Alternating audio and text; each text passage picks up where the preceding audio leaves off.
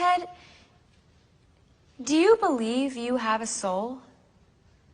What did you think I would do at this moment when you're standing before me with tears in your eyes? That answer your question? Hello, everybody. Welcome back to Fanzone Debate. We are here for a number one contenders match. It's very exciting. We are looking at Mr. VHS, Nazario Montenegro, going up against Mr. Joe Farrelly. Both have found a lot of success in this league, have challenged for the belt, but never been able to quite grab it. So we're going to see which one can make it to that title match for a shot at the title. I got a couple champs with me here, though. These guys know what this is all about. They judge. They've played. They know what they're doing. We got Brian Michaels. Brian, how are you, my friend? And what do you think of this matchup? We've seen it before, the Joe Nazario, but I think they haven't played in a while. It's a new season. What do you think? First of all, I think it's pretty generous of you to say a couple champs like it's an equal ground here. I held the belt for like one defense, and Kirk had it for like 7 years or something. I don't know. But yeah, I've got experience here. These two guys have both seen both against each other and against other people. They're both a lot of fun because they take it seriously, but they know how to still have fun with it. Although both of them will also, these are two people who will also let us know if they don't agree with our picks. So we'll see it. We'll see how many DMs we get afterwards. Ooh, yeah, that's interesting. Mr. Kolkowski, welcome. How are you, sir? And what do you think of? Is this a rivalry now? The Joe Nazario rivalry? I think so. I hope it is. They're both very spirited players who take the game seriously. So yeah, I hope. If it's not, I hope it becomes one. It could be one of those things. They're moving up in the picture here. So definitely, this could be something with future implications as well as past. But no, Joe and Nazario are both great players. Like you said, they've both contended. They both have what it takes to reach that level, to be champions. And yeah, I'm excited to see who moves on here. Like I said, they're both worthy. So let's see who makes it. Absolutely. Let's get into it. This is how it's going to work. The players drafted categories. We gave them questions based on those categories. They are going to debate them tonight before our very souls. So each player is going to get a 1 minute opening, followed by a 5 minute freeform, followed by a 1 minute closing. At the end of the debate, Kirk, Brian, and I will write on our handy dandy boards who we thought won the debate. 2 out of 3 votes will win you a point. First player to 3 points will win the match. Joe and Nazario, blindsided you a little bit before this one, but I don't care. What do you? Are you guys? Any questions? Feeling anything you want to say? I feel you fucked me, but it's fun. It's a fun fuck you. It's not like one of those. Oh, stop it! Get away from my ass ones. So, other than that, who the hell is the winner of this play-in? Oh, I can tell you that, but I'll tell you later. Cool. Joe, anything you want to add? Yeah, no, this is definitely a blind side. I think if I knew there was only going to be one other match for a title after this, I might have changed the categories I picked because of the new rules. But do you know what? Kind of like these new rules. I think new rules. You pick in other categories and it's things that makes you pick things that you might be more objective about rather than personal favorite categories that can cloud your judgment a little bit sometimes. So let's see what happens. Love it. Awesome. Let's get into it, and we'll kick it off with this.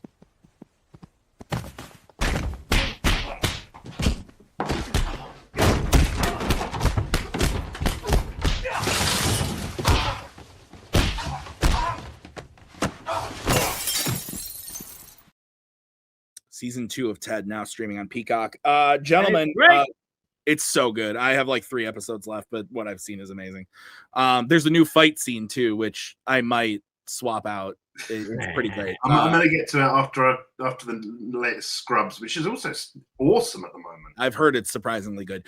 Anyway, we're going to kick this off with the first category. This was drafted by Joe. The category is coming of age / teen. The question is, which coming of age / teen film from the 2010s has the best ending? Joe, we're going to kick it off with you. You have 1 minute to open your argument when you start talking.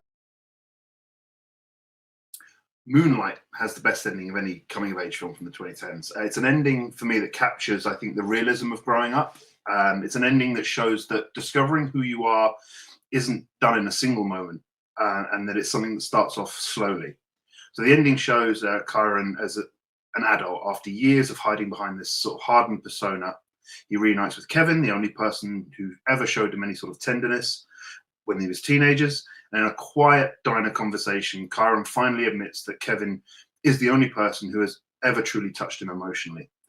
The film closes not with a dramatic resolution, but with Kevin holding Chiron as he allows himself to be vulnerable for the first time in years.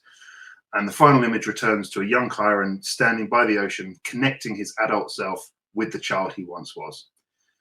The ending is the ideal coming-of-age conclusion because it rejects the cliche that growing up means everything suddenly makes sense. Instead, it shows maturity as the ability to confront your past. Okay, let's move over to Mr. Montenegro. Nazario, you have 1 minute when you start talking. I went a different way. I went with the ending of The Perks of Being a Wallflower. A great coming-of-age ending is the moment when your character finally understands themselves and chooses how they want to live. The Perks of Being a Wallflower delivers that transformation perfectly. Charlie begins the film withdrawn, traumatized, and emotionally disconnected from the world around him. Throughout the movie, he struggles with friendship, identity, and unresolved trauma. By the end, he confronts those memories, survives a psychological breakdown, and realizes he deserves love and connection. That final scene in the tunnel, accompanied by the music and the line, "We are infinite," captures that moment exactly, when Charlie steps into observing it from the sidelines into being alive. It's emotional, thematically complete, visually unforgettable. The level of catharsis and character resolution is exactly what defines the best ending of any coming-of-age film. Okay. All right. My phone fell. We're going to bring in Joe. Gentlemen, 5-minute free form when one of you starts talking. I will throw up the 1 minute warning when the time comes. If you're not letting your opponent talk, I'll throw up the let your opponent talk. Don't make me do that. It makes me sad on the inside. 5 minutes whenever.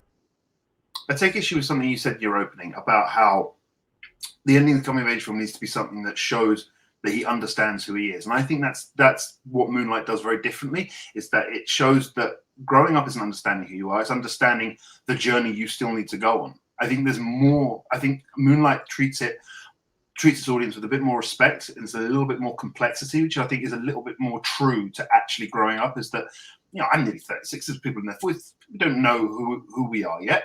That's all still going to change. And I think that's but in your film, I think it's very incomplete because my ending is from this character who went traumatized from his past, has suppressed memories from his past, and how he stepped from being a wallflower into a world that is emotionally active, how he met friends, how he grew up to fight his own demons, and how he moved from point A to point B, which is actually coming of age, and then felt that he was infinite, immortal, because he can actually move on with his life. Your movie is subtle. It's very delicate ending, yes, but Chiron is already a grown-ass man who is a drug dealer, who's a bad person. And yes, we all keep a little of that little boy inside of us. And he has an emotional moment that he shares with his first and only love. Cool, I appreciate it. But it's very unresolved. What happens? Like, that movie just ends, showing us that, yeah, he still has that little boy inside of him, but so what? What happened to his life? He's already a grown-ass man. That's exactly what coming of age is. It's understanding that it's that moment of catharsis, that resolution, sitting there and knowing the journey that needs to happen. That's the coming of age. He spent so much time in that hardened persona because of the issues with his mum and her drug use and everything around that, and everything with these unresolved feelings and this sort of stigma. But everything is still unresolved. But then having that moment with Kevin in the diner and then standing by the ocean where he was, sort of baptized by Mahershala Ali's character, it's that resolution of all the themes that come through. He did not stand by the ocean. He just remembered about his childhood in a memory that can lead to any different kind of things. They don't even make it clear if he's going to change his life.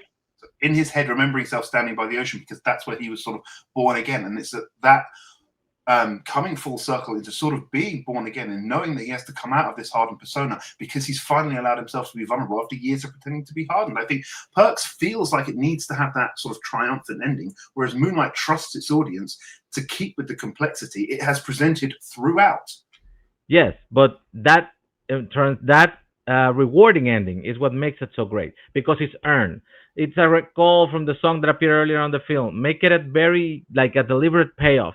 It has the emotional release that the audience is building to in this because we have seen this kid suffer so much. We have seen him go through a very tough stretch of his life, and then to realize that hey, I found myself. I can get through this, and I have my friends, and now everything is in front of me. That is the perfect ending for a movie that No, is it's about not. coming It's of not age. because it says that everything's okay, but that's not what growing up is. It's not Growing up saying is everything is understanding okay. how. It's saying everything is in front of me still, and I No, can still go for it. it's about how to deal with it and having that emotional moment, that conversation, that quiet conversation with Kevin in the diner. That is what he needs, and that's what he needs to understand how to overcome the vulnerabilities, and then But we standing do up not and get knowing that. and We then do not seeing get himself the as a child. overcoming. We just get him saying, "Hey, Kevin, I never let anybody else touch me," which is No, because it is overcoming because he something. spent years He hiding opens behind up this. for the first time, perfect. Yeah. But the movie gives us nothing else. The That's movie what he just needs to ends. do. He learns he needs to present himself and be vulnerable. He spent so many years But behind we the do not armor get stand. that. The movie Being just vulnerable ends. is the catharsis. I think both are hopeful moments, but I think Moonlight is more subtle and it's more real. It captures the true process of healing, whereas Perks is I more think of it's a too triumphant ambiguous. I declaration that the think he's healing is already unresolved, done. which weakens the effective of the coming of age movie. And many of the character conflicts remain the same. Like you do not know what's going to happen to Sharon with David. You do not know what if he's going to change his life. He might as well just But get when out you, of that the well, diner and keep shooting that's the people, point. remembering every once in a while, hey, you know what? At one time I was a child. But that's the point. When you come of age, you still don't know everything that's going to happen. It's again, you don't know everything that's going to happen. It's That is my about bringing point. yourself into That that is and my point. allowing yourself to have that vulnerability, which is something that it's with But Perks. does It's he like though? the healing is done, the journey is done. With Moonlight, it's like I know what I need to do in order to progress this journey, which is what coming of age is. Perks is too simple, too straightforward, and it's too easy, and that's not what coming of age is. That's what Moonlight does Yours is differently. incomplete and it leaves the without resolution. That is a problem. That is a problem. Strike it from the record. Nazario, you'll be closing first. You have 1 minute when you start talking. Coming of age stories are about transformation, about that moment when you finally understand themselves and you step into the future. Perks of Being a Wallflower gives us a moment like that perfectly. Charlie begins the story as an isolated, broken person, but by the end, he chooses connection, healing, and he chooses life. The tunnel scene captures that breakthrough in a way that is very cathartic for the people, visually unforgettable. With the music, we can be heroes. Moonlight ends on quiet reflection and basically incomplete. Like because yes, we have given a movie that is just shown three slices of a person's life. There's no cohesive narrative because between them. They even use three different actors that sometimes don't even look like each other. And what is the ending? He opens his heart once to the person that once maybe meant something for him, and we don't get anything else. We just get a 5 second scene of a little Chiron in the beach as oh yeah maybe this is still alive in me, but there's nothing changed. We do not know what happens after. It's a complete incomplete ending. Time. Okay, we're gonna go over to Joe. Joe, you have 1 minute when you start talking. I think the ending of Moonlight stands as the ideal ending for a coming of age story because it captures something that most films, including Perks, overlook. That growing up does not mean that your struggles disappear. It means that you finally gain that courage to face them. Instead of ending with a triumphant declaration of a neatly solved life, Moonlight ends with this quiet moment of honesty. Chiron, who has spent years building this hardened identity to survive, finally allows himself to be vulnerable with Kevin. And that moment is not about solving everything in his life. It's about the first real step towards self-acceptance. And that is what true maturity looks like. I think the person we become is always shaped by the child we once were. And that's why we get the flashback to him on the beach as a child. It's visually and emotionally connecting those two versions of Chiron, and the film shows that coming of age is not a single event, but it's an ongoing process of understanding yourself. It's much more human, much more mature, and not as simple as Perks. Okay, let's bring in the judges.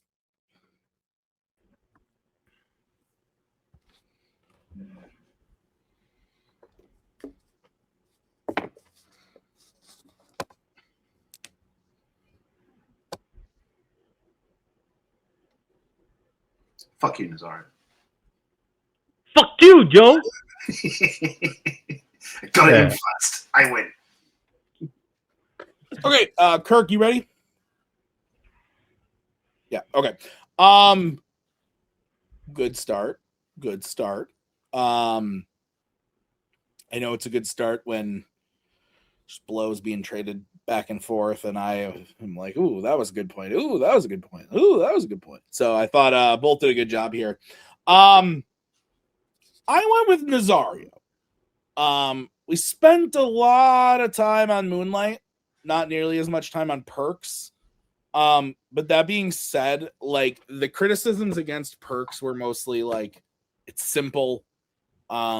It's not as mature and as like real as the ending of Moonlight, but I felt like Nazario by the end had convinced me why the ending for Moonlight is maybe a little more incomplete, a little less satisfying, versus something like Perks, which is a satisfying conclusion to that character and the story there. So I went with Nazario. Brian, what do you think?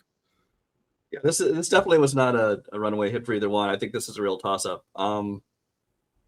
Like you, I also went with Nazario. I think that the Moonlight he presented was that was a great moment, a great scene.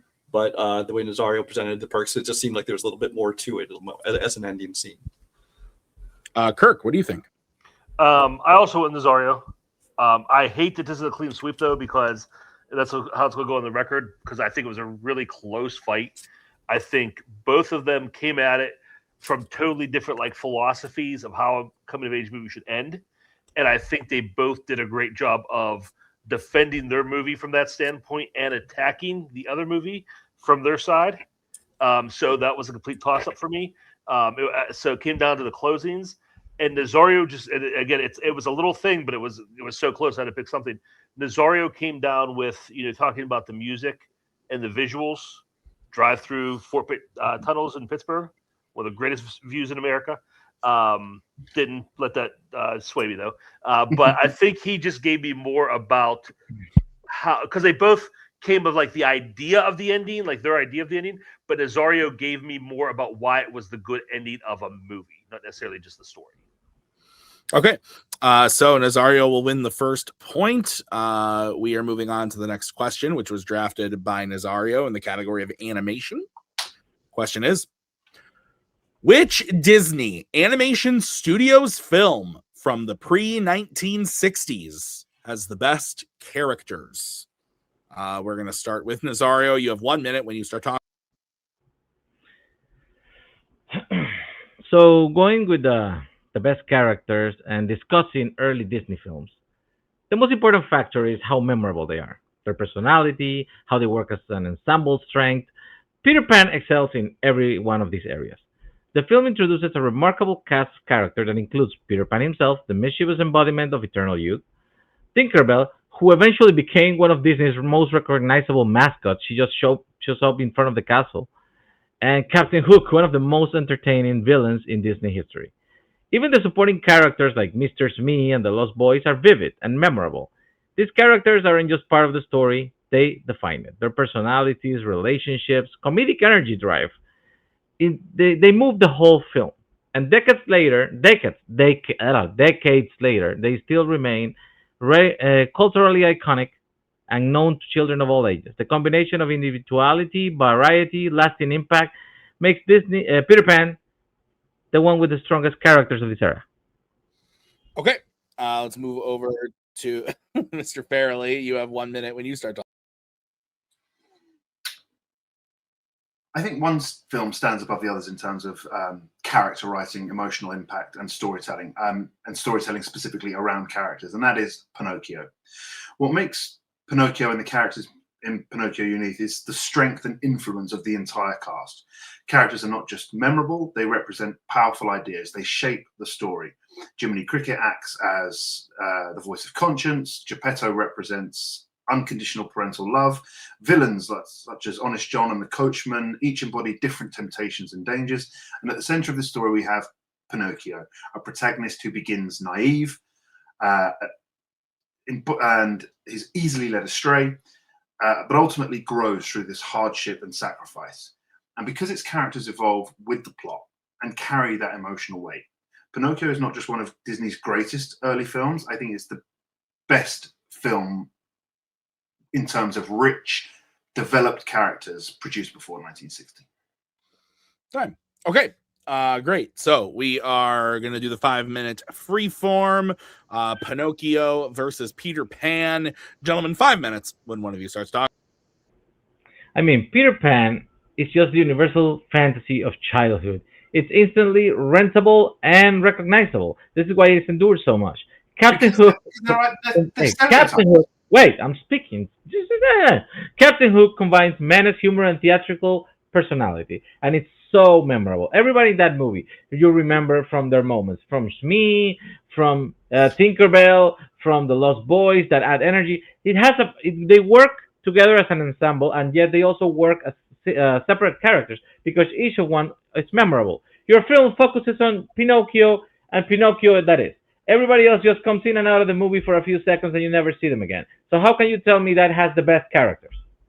Okay, firstly, Hugh Jackman had a more iconic moment as Captain Hook, and Bob Hoskins had more iconic moments as Mr. Smee. Honest John, look, these are all characters. Look, all the characters they're important because they're characters that progress the story along. The characters don't progress the story along. The Lost Boys are forgettable. They're interchangeable. You know, Captain Hook is, yes, he's iconic, but iconic is not complex. I'm talking about complex characters. You've got Honest John convinces Pinocchio to skip school and join the puppet show. You know, he's got that villainous, that cheeky little villainous to him that makes him more memorable.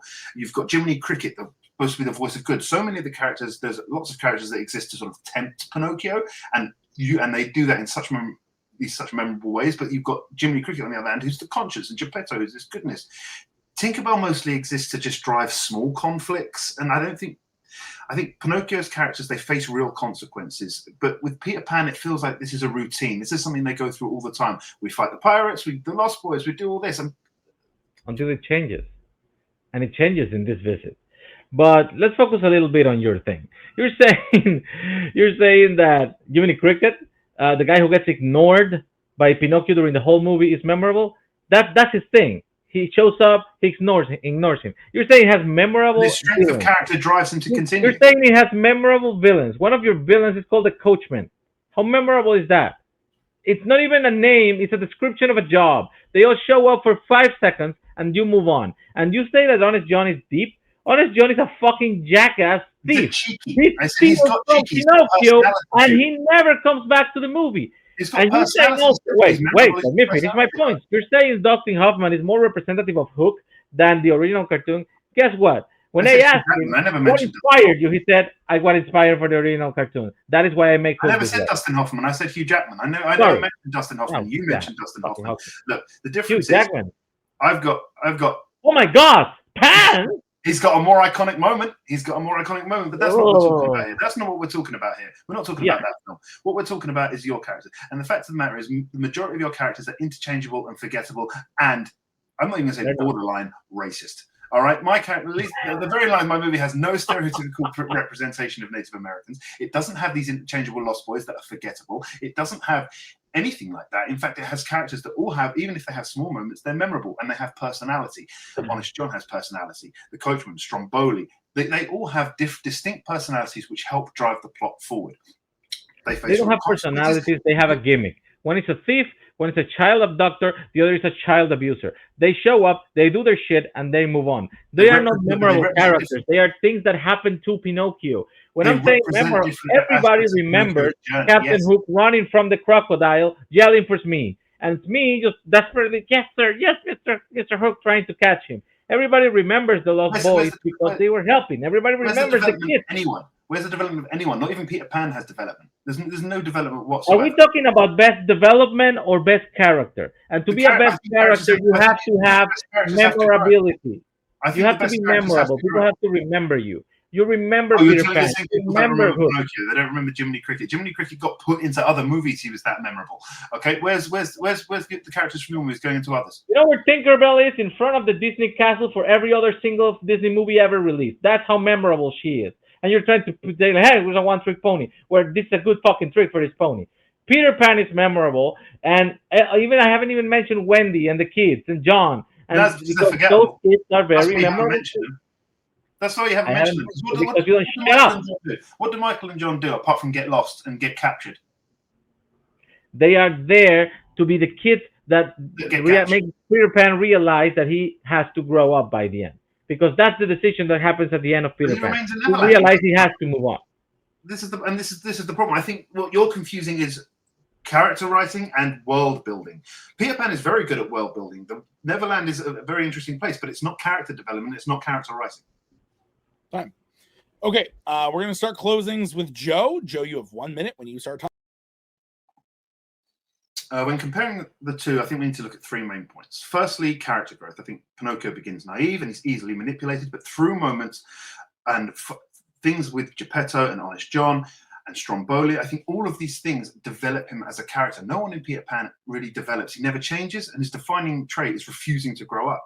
You've got strong supporting characters in Pinocchio, figures like Jiminy Cricket, Honest John, Stromboli. They actively shape Pinocchio's choices. In Peter Pan, groups like the Lost Boys exist mostly as background chaos rather than meaningful characters. Thirdly, real stakes and meaningful themes. Pinocchio confronts temptation, responsibility, and sacrifice, and that's all done through these other characters and the personalities they bring. Peter Pan offers adventure and spectacle, but rarely consequences, and seeing how Pinocchio reacts to these characters, and Lampwick and all these other characters, where they react to these things, I think that's the important thing. The characters help drive our story. We're focusing on Pinocchio, and the characters help drive that. Okay. Let's go over to Nazario. Nazario, you have 1 minute when you start talking. When we talk about the best characters in early Disney animation, we're talking about personality, memorability, cultural impact. Peter Pan delivers an entire group of iconic figures. Peter himself, the spirit of childhood. Captain Hook, one of Disney's greatest villains, that he still shows up in the shows in the parks. Tinkerbell, who became the company's literal symbol. These characters have endured generations because they're vivid, entertaining, and they are unforgettable. Pinocchio tells a story about growing up. And if this was the best development of one character throughout the story, maybe Pinocchio works, because yeah, he moves on from being a toy to a real boy. But that's not what we're arguing here. When it comes to characters that truly live in popular culture, the world of Peter Pan is way above Pinocchio. Besides Jiminy Cricket, that keeps showing up every once in a while, who else from Pinocchio has ever been brought back? He didn't even mention Lampwick. That's how much he forgot about it. That is a main, like a guy has significance in Pinocchio's journey. Everybody else is just things that happen. Don't let it affect the judging, but he did mention Lampwick at the end. Did he? Yeah, he did. I was like, wait a minute, am I crazy? I'm pretty sure he did. I did not hear him say Lampwick. That's funny.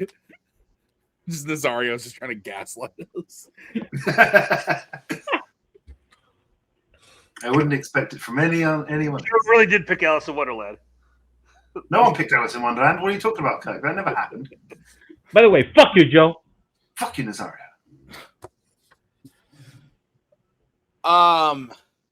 Kirk, you're beginning.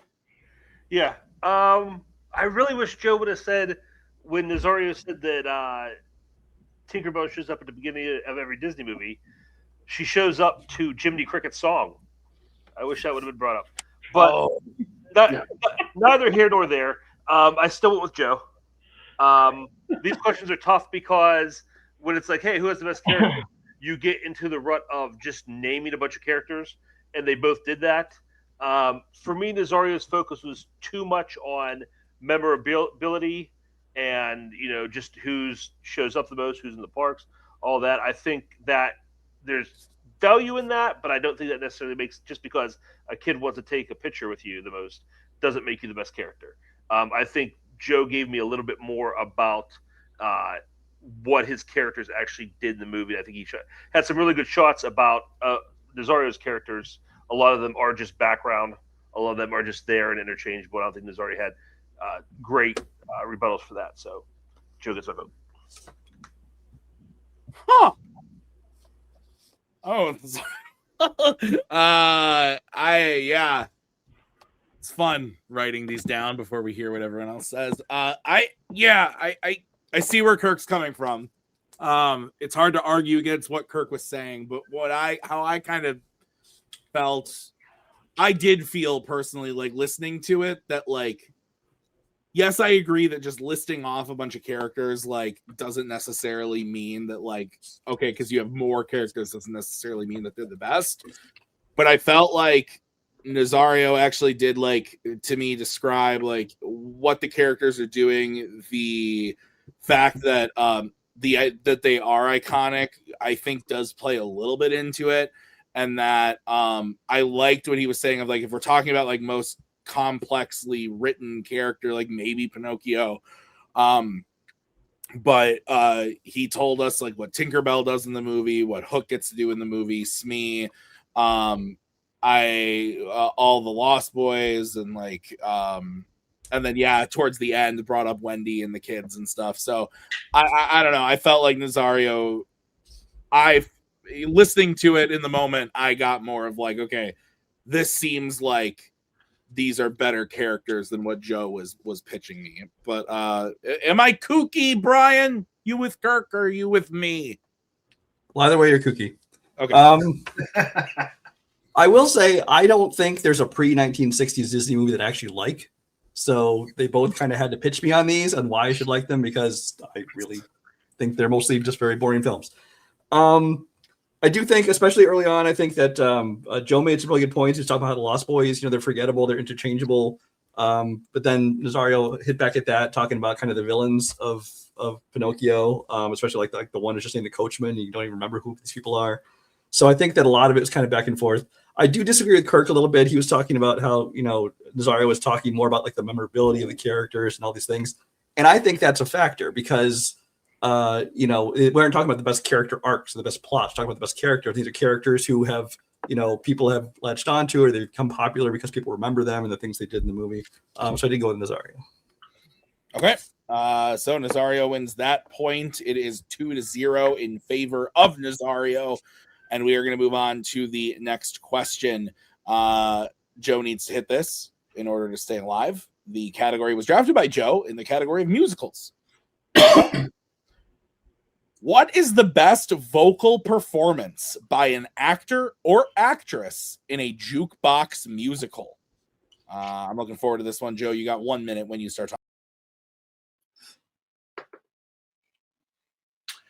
I think the truly great jukebox musicals depend on something fundamental, and that's the emotional truth behind songs that audiences already know. These films aren't introducing new music, they are reinterpreting iconic songs through the story of the artist. And for that reason, the most powerful performances are one that connects the singer's real voice, identity, and emotional history directly to that music. In Better Man, Robbie Williams performs his own songs and his own narration in his own voice, bringing decades of lived experience to that material. When he sings, the audience is hearing the same artist who originally wrote and recorded those songs, now reflecting on them through the lens of fame, addiction, insecurity, and redemption. That authenticity creates a performance no actor can fully replicate, whether it's Rami Malek as Freddie Mercury, Renee Zellweger as Judy Garland, or Taron Egerton as Elton John. These performances are always an imitation. Even an excellent imitation is still one step removed from authenticity. Robbie Williams is revealing himself, and for a jukebox musical where the emotional power of familiar songs is everything, that difference matters enormously. Okay, let's move over to Nazario. You have 1 minute when you start talking. I think the best performance in a jukebox musical must combine the singing ability with the acting performance, and in Rocketman, Taron Egerton achieves exactly that. Rather than lip-syncing Elton John's recording, Egerton performed the song himself, allowing the vocals to reflect the character's emotional journey in each scene. Songs like Your Song, Rocket Man, I'm Still Standing become dramatic moments rather than simply musical numbers in a film. Egerton doesn't imitate Elton John perfectly. He interprets the song through the character's perspective, which makes them authentic within the narrative of the film. The integration of acting and singing creates a performance with every lyric and every vocal shift, and every emotional beat comes directly from the actor on the screen. And that level of authenticity and commitment is why Egerton's work on Rocketman stands as the strongest vocal performance in a musical like this. And yeah, I yield my time. Oh, shut up. All right. Rocket Man versus Better Man. 5 minutes when one of you starts talking. You talk about authenticity. How can you get more authentic than Robbie Williams himself doing it? That's the point. You look at, say, the Angel scene, for example. That song was never written about the death of his nan. But when you get that, you can hear it. The songs don't sound like they do on his albums. They don't sound like they do in a live performance. They're completely different because that emotional weight, he understands where this song fits in the film and what it's supposed to represent. And he gives that a whole new performance. I think for someone who's been performing for years, I think that is an incredible vocal performance because the acting is irrelevant for Taron Egerton. It's about the vocal performance. Okay. I love the fact that you mentioned imitation. It's weird that you pick Robbie Williams as the voice in Better Man because Robbie Williams did not do the voice of himself in Better Man. Adam Tucker has over 90% of the vocal performance in that movie, including all the songs from Robbie Williams being young. So why would you pick Robbie Williams when he's barely in the movie? No, I'm sorry, because I'm talking about specifically the songs of Angels. She's the One. Those are all songs that he performs, and you can hear the emotional weight behind them. You can absolutely hear them. 90% of the film, even including songs, is Adam Tucker. No. Look it up. I don't know where you've got that information from because you definitely can. It's Robbie Williams doing the songs. He's doing Angels. He's doing She's the One. He does that. You can hear it in the scenes. And let's bring it back to Taron Egerton. Egerton, he reproduces Elton John's style brilliantly, but Williams is not reproducing anything. He is revisiting his own life through his own voice. That authenticity gives Better Man an emotional layer. That imitation. Dude, I don't know what to tell you. It's Adam Tucker, but I'm gonna defend my movie for a bit because yes, the performance of Taron Egerton makes the songs part of extensions of the narrative. He includes the classic songs as events that happen in the movie. They take some liberties because it's a biopic. It's not like a fucking book. So they do some adaptation, but it makes it part of his life with the journey of his music, which is pretty great. The musical sequences go into the emotional progression of the character. Egerton's vocals were recorded specifically for this film, allowing them to match the dramatic intensity of each scene, which just works. And he was critically acclaimed for this performance, including some major award recognition and widespread. Not the Oscars, but he was recognized for it. The performance captures both vulnerability and the flamboyance of Elton John, because that's what a complex character actor is. No, the acting, the choreography, that's the flamboyance of Elton John. The vocal performance itself is still an imitation. It's a decent imitation, but again, with the imitation, you have Adam Tucker. No, I'm talking about I'm not talking about the stuff when he's young. I'm talking about the stuff as an adult. That is the stuff that you can hear it with Robbie Williams. You see. Also, since we're talking about the way that it performs, your character is done by a CGI ape for most of the film. Basically, the whole film. And it becomes a vocal performance. It's vocal acting on a character that is not there. So how can you say that evokes the spirit of the person when you have an animal doing the performance of an actor by a different voice actor than the one you picked? No, I'm sorry. I don't know where you're getting this information from. You can bring it up as much as you like, but the fact of the matter is, Robbie Williams is performing those songs. He's performing when he performs She's the One. You can feel that joy in the voice as he performs it. This whole idea, this new concept of the relationship, he's understanding the direction. He's understanding the point that the direction the movie wants to go in, and he changes those songs vocally. He changes the way he performs those songs in order to convey that information. Taron Egerton is still just doing an imitation. The songs don't change. They sound like they do.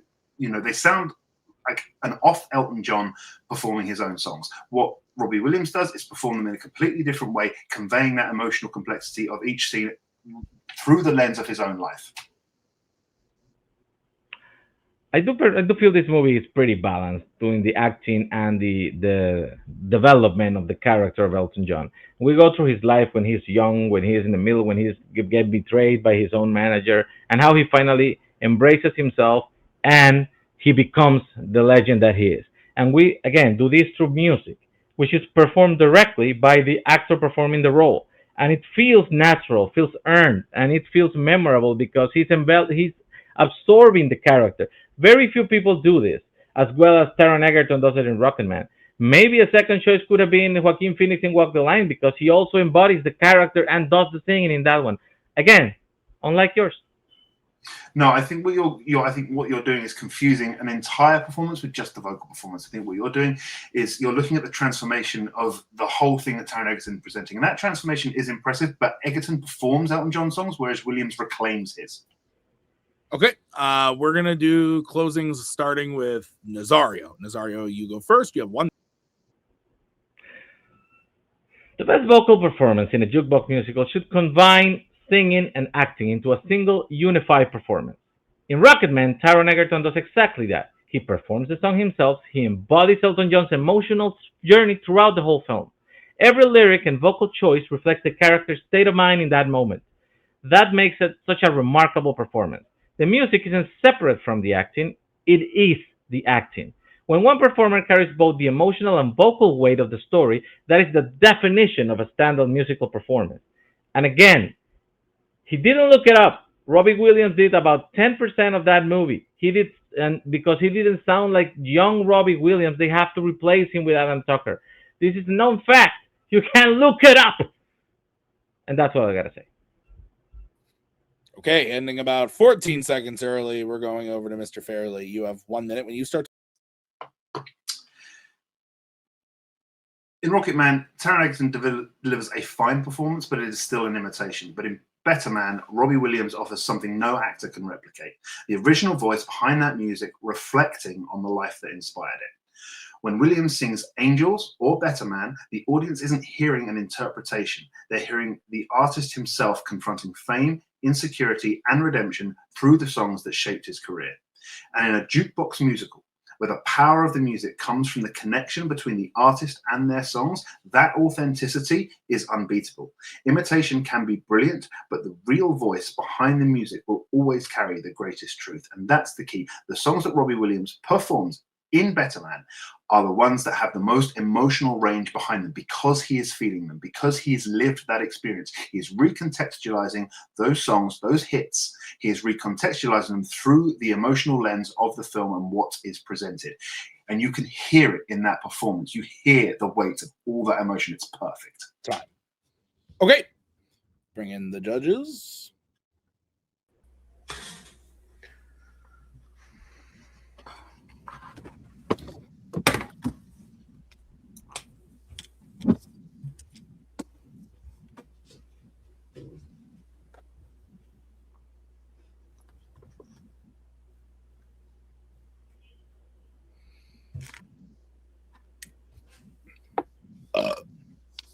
Nice. Thanks.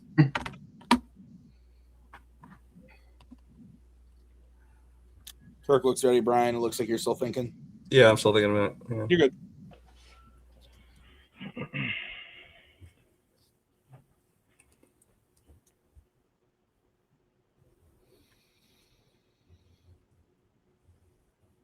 Oh, great. And I could go first, don't I? Yeah. I'm very unconfident in my pick.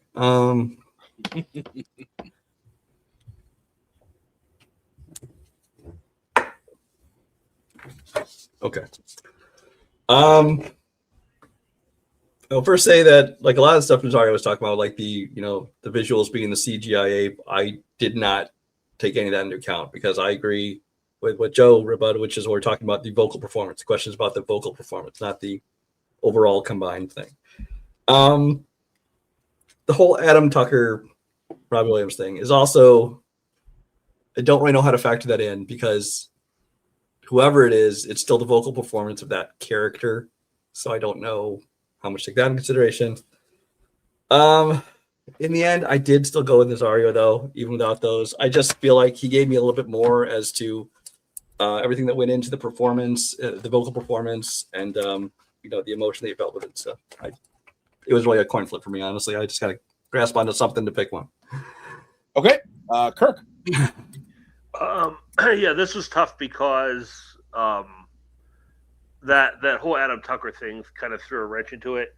So I did as much speed fact checking as I could of my own, while still being able to listen to the argument. So I don't know how accurate when I looked at the information was, but it gave me enough to feel comfortable in making, factoring it in or out, however it needed to be. That said, I think, again, this is another thing where they both came from different aspects where, Nazario's like, it's all about interpretation and a great interpretation.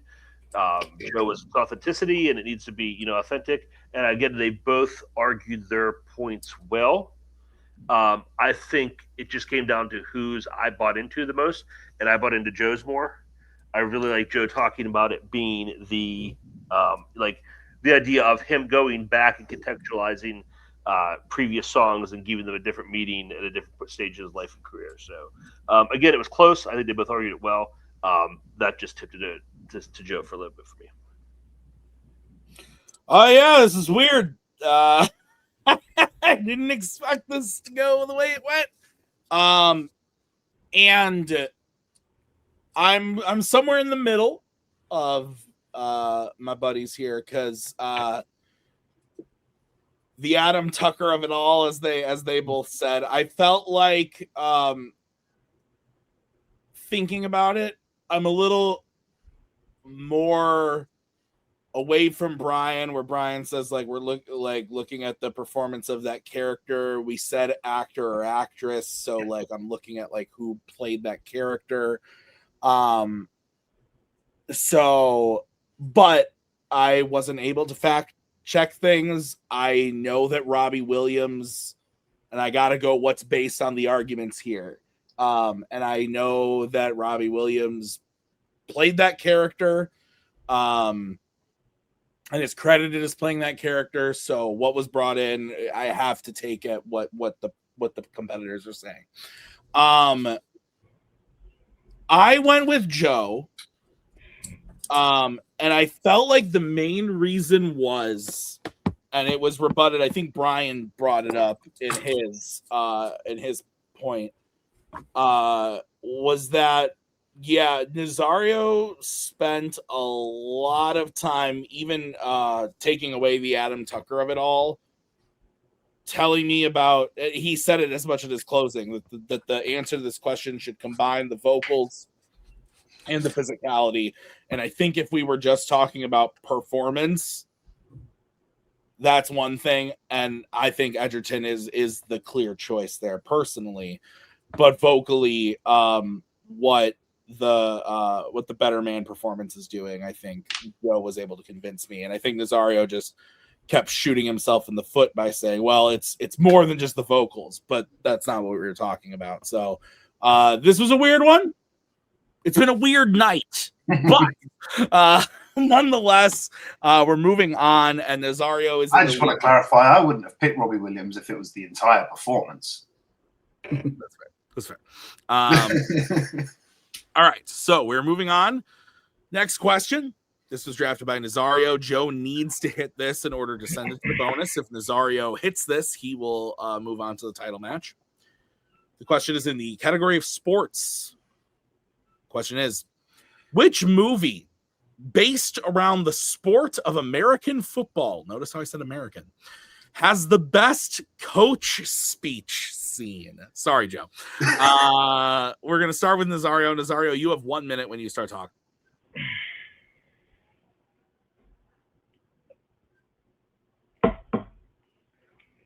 Great sports movie speeches capture the intensity of competition while delivering a message that resonates beyond the game itself. A game of inches. That's a speech in any given Sunday that accomplishes exactly that. Delivered by Al Pacino, the speech builds gradually from a quiet reflection to emotional intensity as he explains that success, both in football and in life, is determined by inches. Every decision, every effort, every moment matters. Are you willing to fight for that inch? Are you willing to kill for that inch? Pacino's performance is raw, passionate, authentic to the atmosphere of professional football. The speech resonates not just because of the words, but because of how it's delivered and where it appears in the story, right before the team faces its most defining challenge. That combination of performance, philosophy, and dramatic timing makes it the greatest football coach speech in cinema history. There you go. Whew. All right, Nazari. Thank you. We'll move over to Joe. Joe, you have 1 minute when you start talking. In sports films, speeches are meant to do one thing above all else: transform a team. They must capture the stakes, unite the players emotionally, and ignite action in a single moment. The speech delivered by Coach Herman Boone in Remember the Titans at Gettysburg does exactly that and more. Unlike many motivational speeches that focus purely on winning games, Boone's speech frames the team's struggles within a deeper historical and moral context. Standing on the battlefield of Gettysburg, he forces his players to confront the consequences of hatred and division while reminding them that their own conflict, racial tension within the team, can either repeat history or rise above it. This elevates the speech beyond football. It becomes a lesson in leadership, unity, unity and responsibility. Boone's speech transforms identity, not just performance. That, coupled with that amazing performance, that understated performance from Denzel Washington, and the perfect reacting acting of Patton, Gosling, Faison, and the rest, is why it stands above as the greatest speech in sports cinema. I don't have a noise for Denzel. 5-minute freeform. What one of you starts? I agree that the speech must be transformative, which is what mine does. It transforms this into a bunch of diva superstar players that are looking for a better payday into a team for the first time in the movie, where they have to face everything together to achieve the goal that they're doing, which in our category and in the thing is football. And Pacino compares it to life, because he said it, as in life and as in football, everything is inches, and you have to fucking kill for it if you want to be meaningful. Your one is transformative, yes, like it talks about racism and talk about being the better man and a bunch of things that have nothing to do with football. So it's a good speech, but is it a good football speech by a coach on a football movie? Maybe, maybe not. Mine definitely fucking is.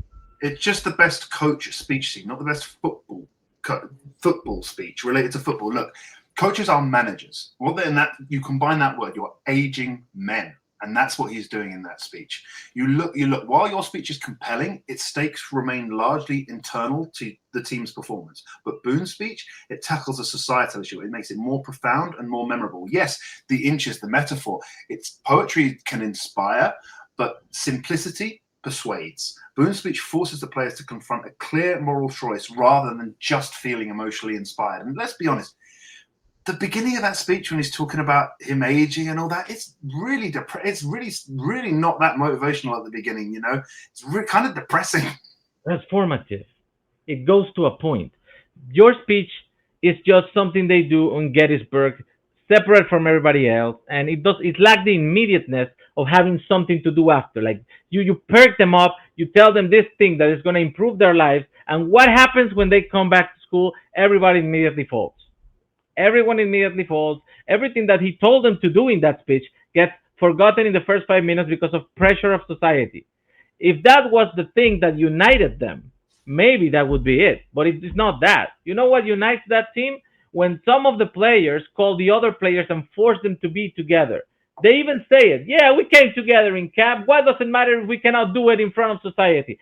That is the inspiring speech, and it's not given by the coach, it's given by the players. But you still see the way that speech impacts on them throughout the film. I think Tony D'Amato's speech in Any Given Sunday, that has that classic sports setting. You could frame it to any sports team. You could frame it to anything. Whereas I think what makes Boone's speech so unique is that it's purely focused on that team. It's purely focused on those players and that team. It's necessary. Whereas you can reframe the Incher speech for sort of, it's kind of too generic. It feels too generic, and you could reframe it for anything. Whereas the speech is unique. That's what makes it great, is because it has to focus on that specific struggle, the struggle of that specific team. The opening, that line that you listen and take a lesson from the dead, that grabs you. The opening of Pacino's speech, it doesn't grab you. It's depressing. He's talking about a bunch of kids standing on a field after a war. You can take that speech and put it in any war movie, and it just doesn't have to do anything with football. Yeah, the only thing it has to do is asking those people to unite, which is fair. It's a grandiose thing, and it works temporarily, and they immediately stop doing it. So the speech does not have lasting effect, except on a couple of players that then force the other players to do it. And even so, there are still some players that don't give a fuck about his speech and let other players in their team get injured, and they end up getting cut. Some people can take the message you are trying to sell. In my movie, everyone takes the message because everybody's struggling. Everybody's having issues. Be drugs, be money, be stardom. be just fucking to wanting to win a football game.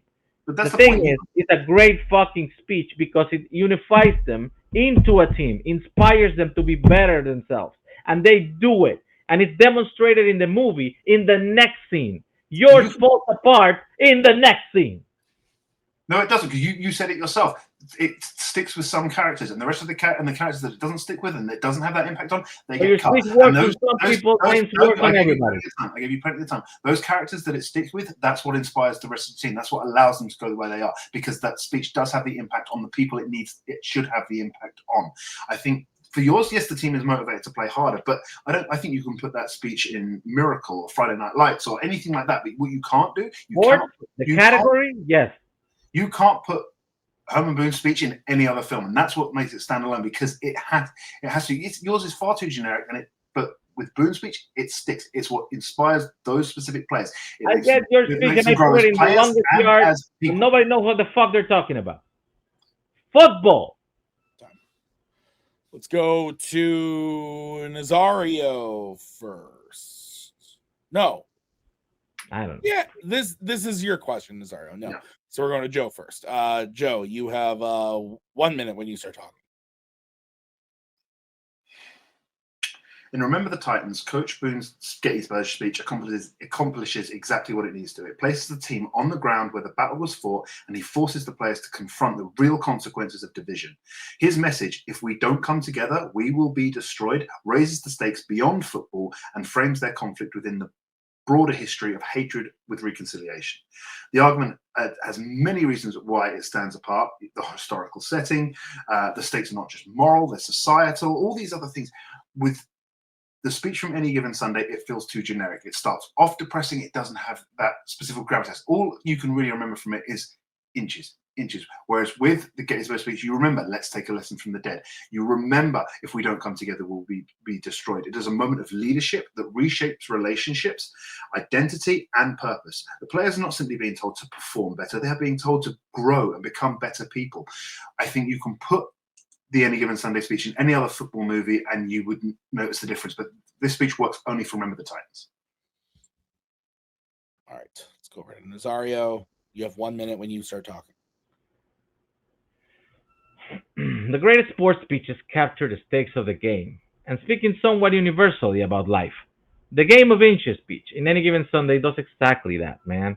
Delivered with intensity, explains that success in the field and in life is decided by the smallest moments of effort and determination. The speech is very powerful, not just because of what it says, but because when it happens, right before the team has to face their defining challenge, that combination of timing and performance and the message makes it unforgettable, and it works as a sports speech, as the best coaching speech on a sports film. You can grab similar speeches and put it in another football movie, and it works. His speech is more about life. It's more about making good choices, not being a racist dick. Fine, that to tell to a bunch of racist kids, and it doesn't work because immediately after they go back to school, everybody goes their own way, and it fails on some of them who even get cut from the team. You cannot put this on any other sport movie and make it work. Okay. This is stressful.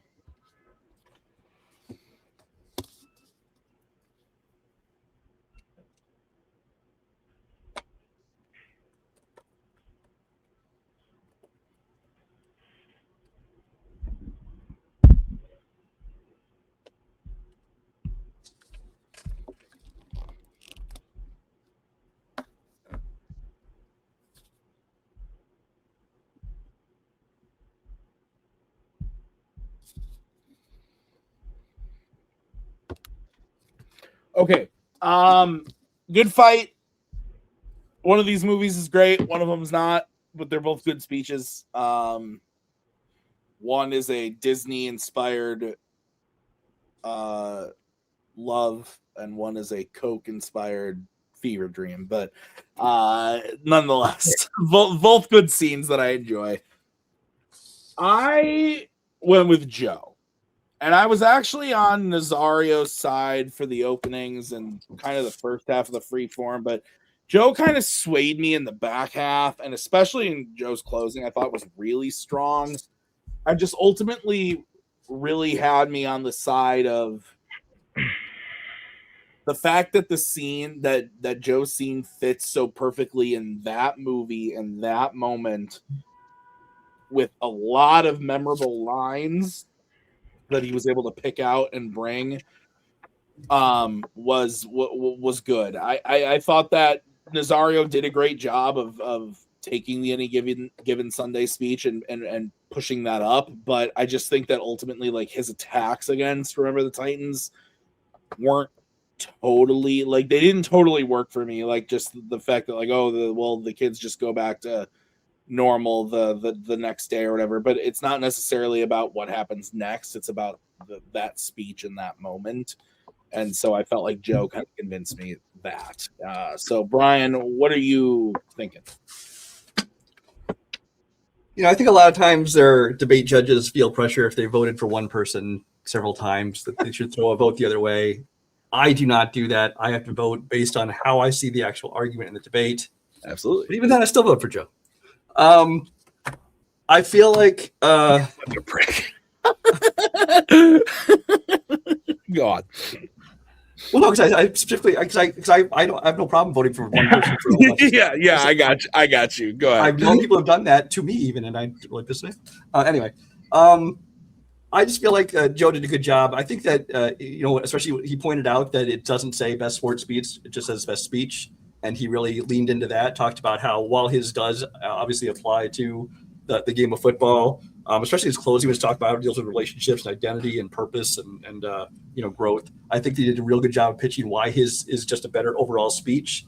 And I think that Nazario's attacks on it, like talking about how in the very next scene you saw that things didn't work. It's like, well, we're not talking about the next scene. We're talking about the speech. So I went with Joe. Awesome. Kirk, what do you think? Yeah, they picked two of my favorite actors of all time. So that was a good job. But I also went with Joe.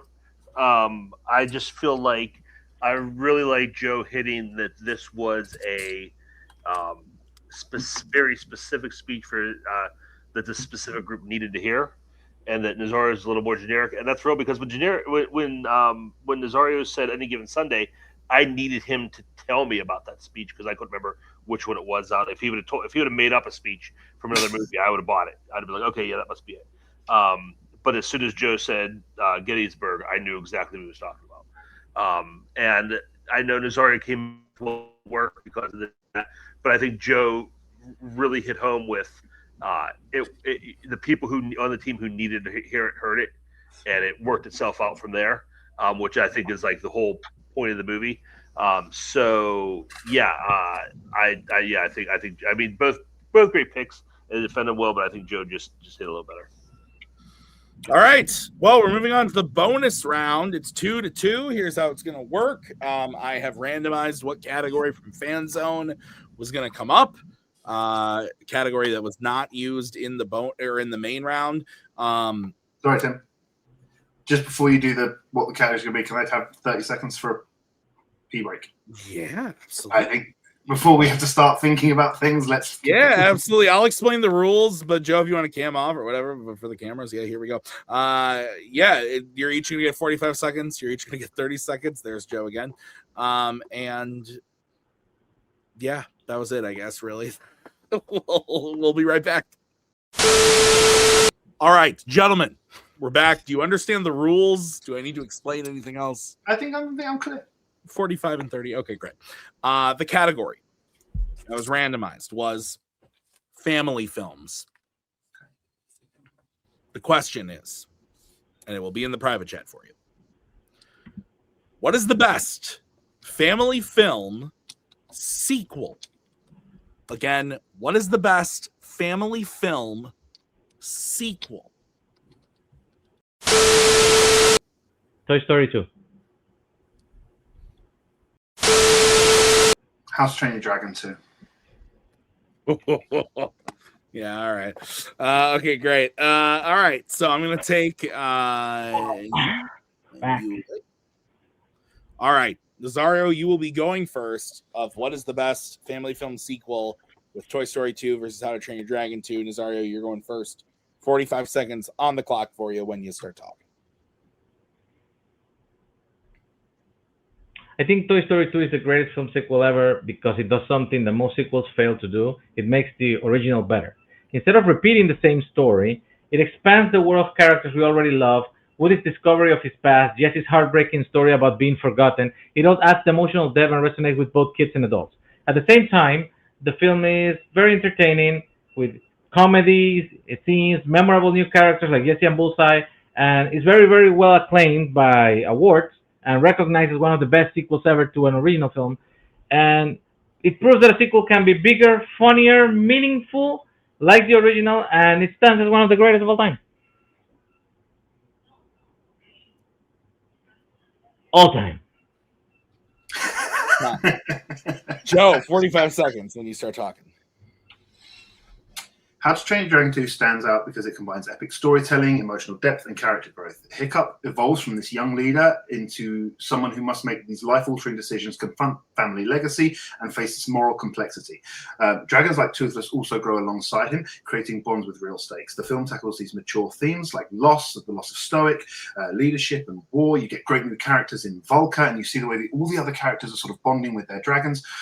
It's got these great, stunning visuals, these great dragon battles, which heighten both the action and emotion. I think Toy Story 2 excels in friendship and humor, but its stakes are smaller and it's while charming, it's not as epic in scope. How to Train Your Dragon 2 is more ambitious, it's emotionally resonant, and it's a visually breathtaking experience, which is better than Toy Story 2.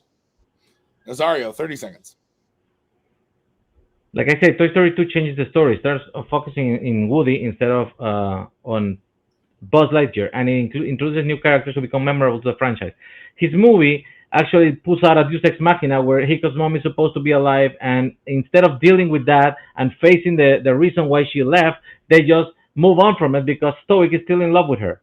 Blah, blah, blah, we smile and we keep going. Also, Toothless does an unforgivable thing in this movie, and 5 minutes later, it doesn't even matter. It breaks the continuity of logic in this film. Time. Joe, 30 seconds.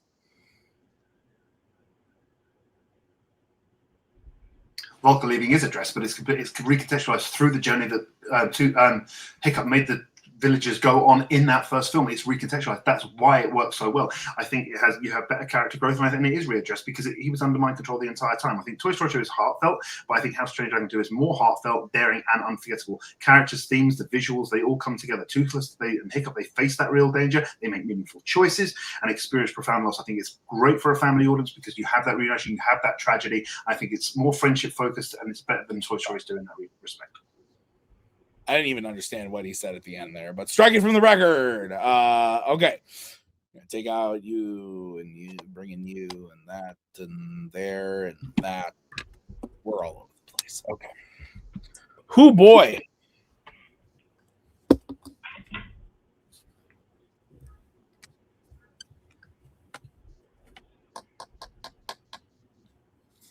Shrek 2 is better than How to Train Your Dragon 2. Also, fuck you, Joe.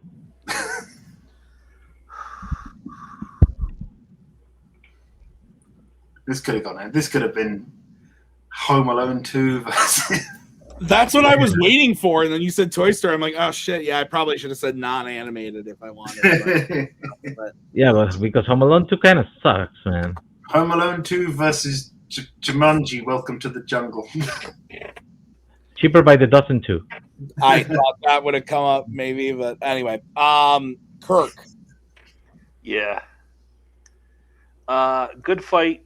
I hate having to pick it because they both fought well, and no one necessarily deserves to lose this point. Both picked good movies to argue for.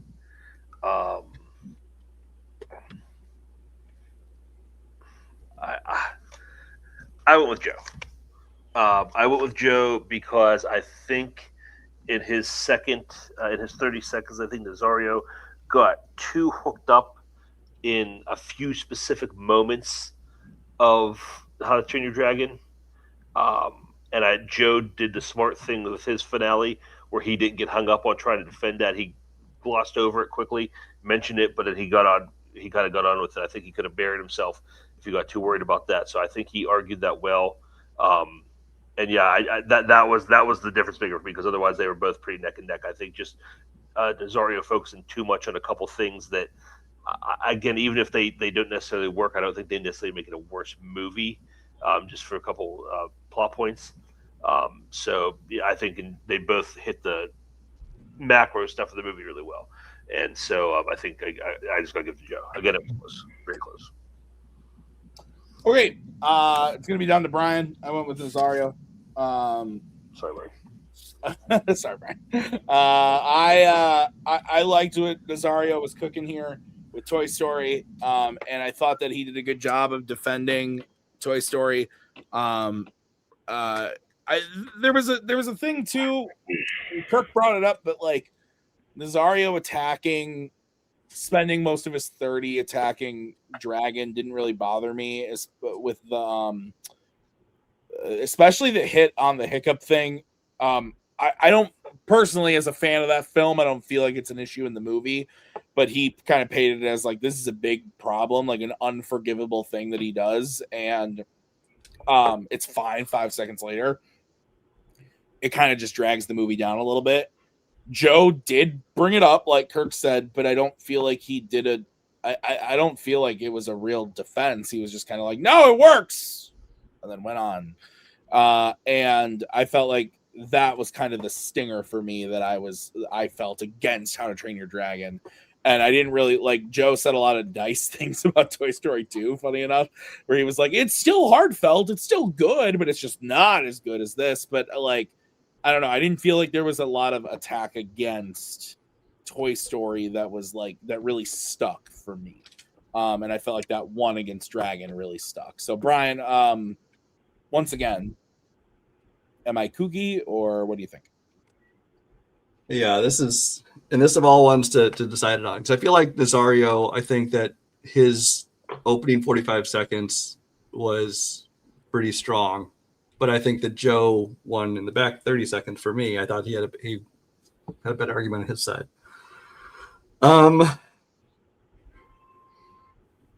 I did vote for Nazario 3 out of the 4 so far. So I hate to do it, but for me, it was Joe on this one. I just think that in the end, he pulled it out. He made a better pitch for why his, was a better movie, is more emotional, as well as building on the original. Toy Story 2, obviously, Nazario did a great job with that, but I think for me, his hits were not as strong on How to Train Your Dragon. All right, well, that means your winner is Joe Farrelly. Absolute insanity this evening. Let's get some final thoughts. We'll start with Kirk. Kirk, that was crazy. That was kooky. It was a wild night, to say the least. Both these guys, I think, still at the top of their form. What did you think? Yeah, I mean, impressive to be down 0-2 and then just sweep the rest of the match to win. That's very difficult to do. So impressive work by Joe. But Nazario fought well. I know. I think I voted for Joe 3 out of 4 times, but I still think that Nazario was close on all of mine. Like there's nothing here. I'm like, oh yeah, this is definitely a slam dunk. I think they both deserved. It sucks because I mean, based on what comes next, they both deserve to get that step. But Joe just in my opinion, a couple of those fights just edged out a little bit. So I think Nazario will be back here, and I think Joe did a really good job. Brian, thoughts from you, and why is Independence Day the first of the films you have pushed up towards the front? There's no meaning or organization to this. It's just whatever I stood up there. I kind of disagree with pretty much everything Kirk said. I hate this. What? Nothing. I love that so much. I disagree with everything Kirk said. It's no, amazing. I said I just agree. I think I do agree. Oh, I thought you said I disagree with everything Kirk says. I disagree with everything Kirk stands for. Just fuck that guy. I thought you said, well, I just disagree with everything Kirk says. No, I just agree with everything he said pretty much. I don't have a whole lot more to add. In the same way, I feel like, the fact that this did turn out to be a surprise contender match, it's tough giving somebody a loss here, and especially one that was so close on almost all the questions. I'm glad the one that had a little bit of a hiccup that did not really factor into it. Nazario, because Nazario ended up winning that one anyway. But yeah, I mean, like I said, I actually gave more rounds to Nazario. So for me, it would have gone the other way, but that's why we have 3 judges. Yeah, great match. Thank you to both Joe and Nazario. Thank you, Kirk and Brian, for judging. I've been Tim. We're going to see you back for that title match real soon, where Joe Farrelly takes on Robert Kastner in the title match. We're going to see that really soon. It's going to be exciting. We'll see that real soon. Thank you guys for watching. We'll see you next time. Bye. Hands, touching hands, reaching out, touching me, touching you, sweet Caroline.